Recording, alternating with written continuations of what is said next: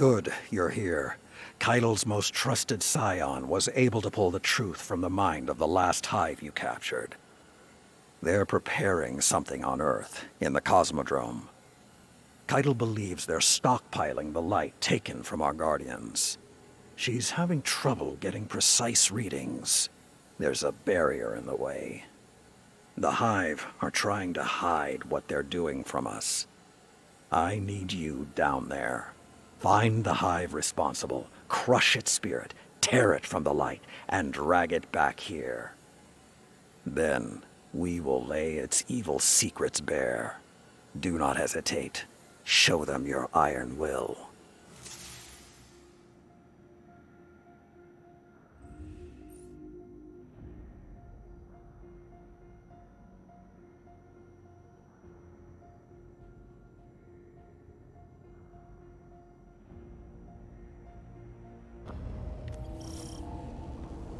My scions have learned that the Lucent Hive are stockpiling light at this facility.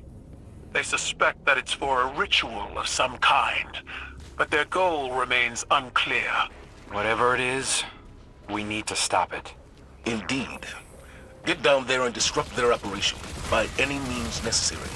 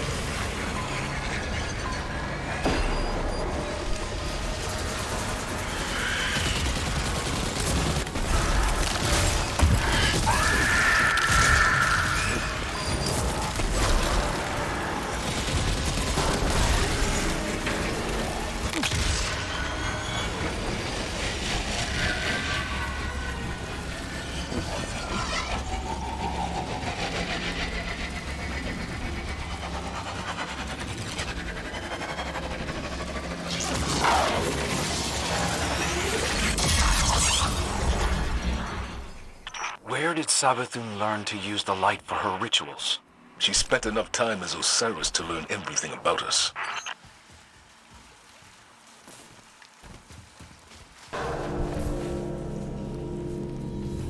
Looks like the Scion's intel was good. This is the storage facility they reported. Those containers, they're filled with stolen light.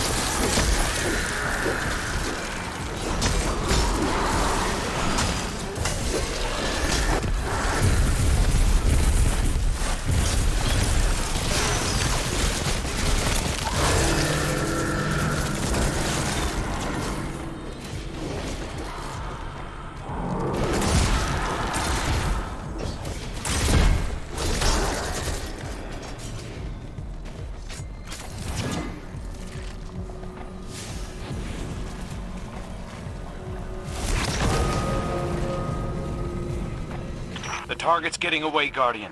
Track them down and keep them in play until the Scions are ready. Whatever they're planning, destroying their light battery should stop it. There's no need to take them alive.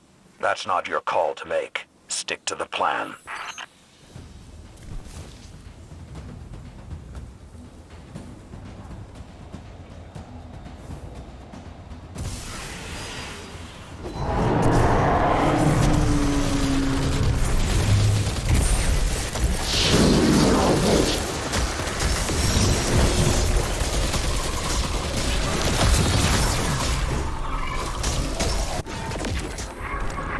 My Scions have contained our subject in the mindscape. There, its beliefs will be laid bare. You don't have much time. Sever the hive's connection to the light.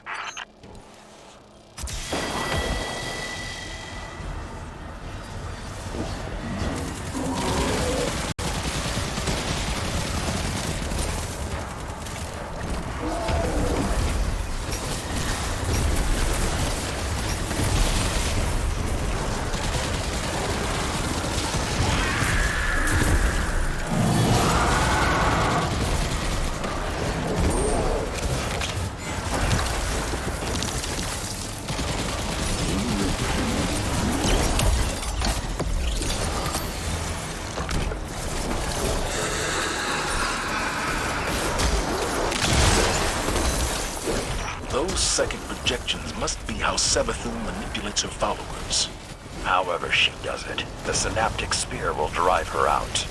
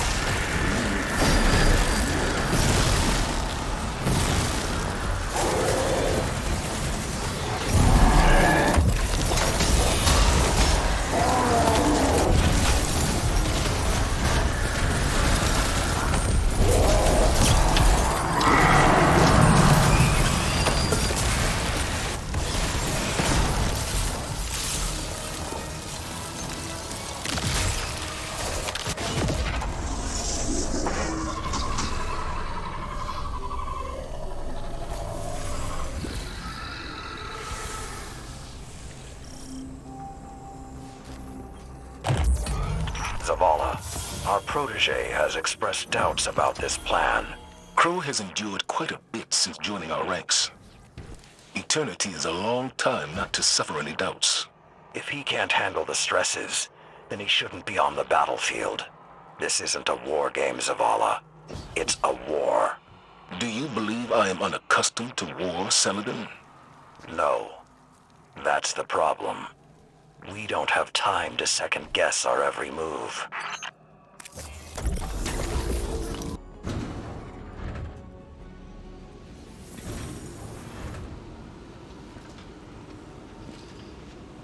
Do you think it hurts? Hurts? I could feel Savathun behind my eyes when she reached into my mind. What do you think these Hive feel when we reach into theirs? I also find the Scion's methods unsettling, but they can uncover Savathun's plans more efficiently than I ever could. Better to just put them out of their misery. Keitel believes these Hive might hold deeper secrets. Do not make the mistake of thinking these things deserve your sympathy. Even though they have the light. Maybe you were the wrong person to put on this assignment. They may be our enemies, but this feels like a new low for the Vanguard. For Zavala. Watch your mouth. You New Light see Zavala as some toothless diplomat, but you wouldn't believe what he sacrificed to become the man he is. Someone who will make the hard choice, and make sure his people understand why. Then I can't wait to hear the speech about all this. You want a speech? Today the Vanguard did what had to be done. Mercy prevailed. Speech over. Say it a little louder. I don't think this guy could hear you. This doesn't look like mercy to me. Then you're not looking hard enough.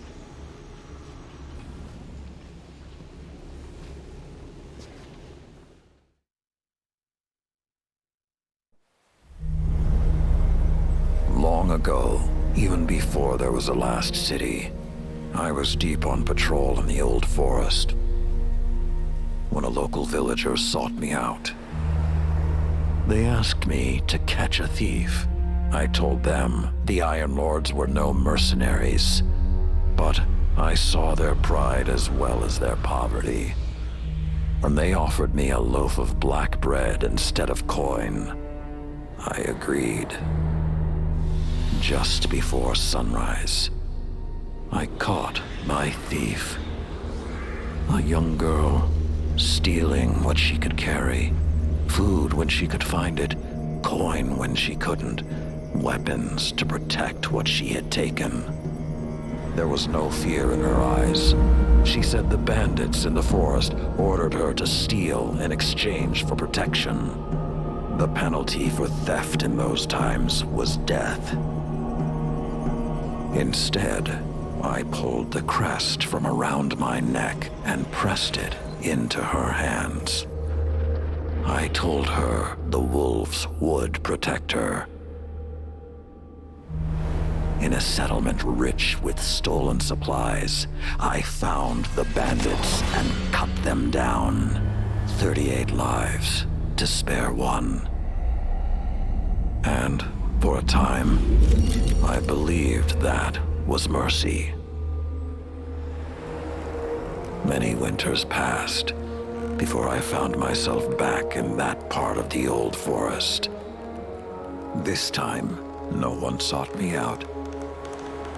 So I sought them instead.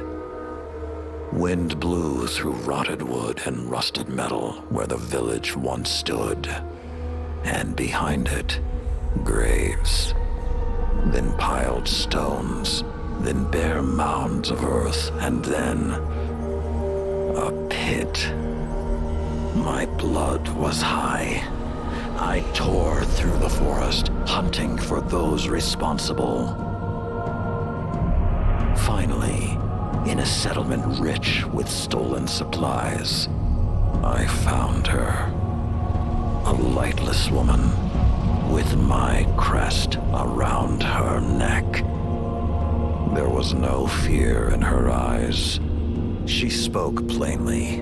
When the villagers could no longer tithe, her wolves no longer protected them. She bled them dry, and when they had no more to give, she sent in her men, unleashed her wolves.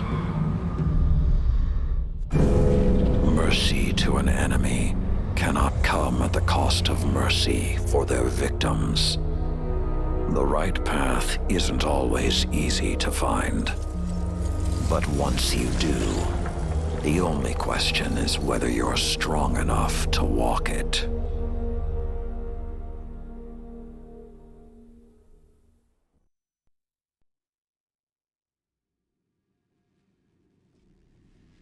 Consider that the next time you feel pity for our enemies.